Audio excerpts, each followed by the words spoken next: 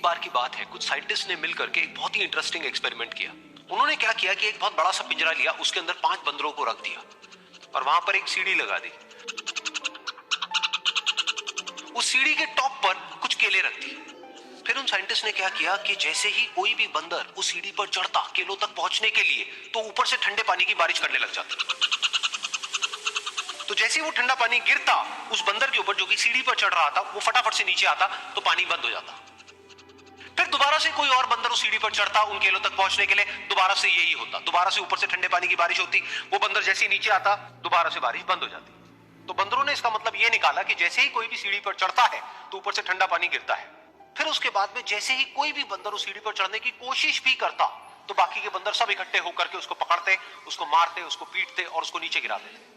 फिर दोबारा कोई कोशिश करता, दोबारा उसके साथ भी ऐसा ही होता। फिर उन साइंटिस्ट ने क्या किया कि उन 5 बंदरों में से एक बंदर को उस पिंजरे में से निकाला और उसकी जगह एक नए बंदर को उस पिंजरे के अंदर डाल दिया। अब उस बंदर को नहीं पता था कि यहां पर क्या खेल चल रहा है। उसको जैसे ही सीढ़ी के ऊपर वो केले नजर आए, वो फटाफट से उस सीढ़ी के ऊपर चढ़ने लगा।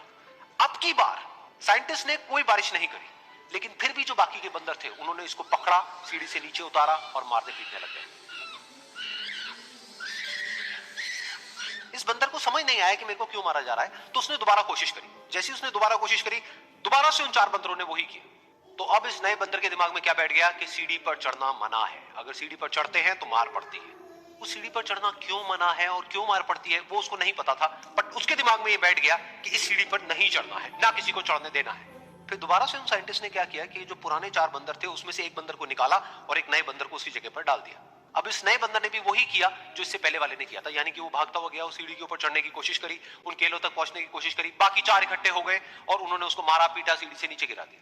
उसको कुछ समझ नहीं आया, उसने दोबारा कोशिश करी, दोबारा उसके साथ यही हुआ और अब इस बंदर के दिमाग में भी यही बैठ गया कि सीढ़ी पर चढ़ना मना है और सीढ़ी पर चढ़ने से मार पड़ती है। फिर साइंटिस्ट ने एक एक करके जो पुराने 3 बंदर बचे हुए थे उसमें से भी एक एक करके उन बंदरों को निकाला और उनकी जगह पर 3 नए बंदर आ गए। अब ये 5 बंदर नए थे और किसी को भी ये नहीं पता था कि उस सीढ़ी पर चढ़ना मना क्यों है, लेकिन उन सबके दिमाग में बैठा हुआ था कि सीढ़ी पर चढ़ने से मार पड़ती है, तो कोई भी कोशिश नहीं कर रहा था। जबकि अब कोई ठंडे पानी की बारिश भी नहीं हो रही थी। वो चाहते तो आराम से उस सीढ़ी पर चढ़ते, केले तोड़ते और आपस में बांट करके खा लेते। बिल्कुल ऐसा ही हम लोगों के साथ भी होता है, यानी कि इंसानों के साथ भी होता है। हजारों साल पहले कोई प्रथा बनी होती है, कोई रीति रिवाज होता है जिसके पीछे कोई ना कोई वजह होती है, लेकिन वो वजह खत्म होने के बाद भी वो प्रथा चलती रहती है, वो रीति रिवाज चलते ही रहते हैं। किसी में इतनी हिम्मत नहीं होती है ये पूछने की कि हम क्या कर रहे हैं, क्यों कर रहे हैं, बस सबको ये पता होता है कि ऐसा ही होता है। तो वो एक्सपेरिमेंट जिसके बारे में अभी मैंने आप लोगों को बताया, यानी कि वो बंदरों का एक्सपेरिमेंट, उसमें तो बेचारे बंदर हैं, जानवर हैं, उनको नहीं पता है कि क्वेश्चन कैसे पूछते हैं। लेकिन अगर हम इंसान होने के बावजूद भी क्वेश्चन ना करें तो हमारे में और जानवरों में क्या फर्क है, सोचिए।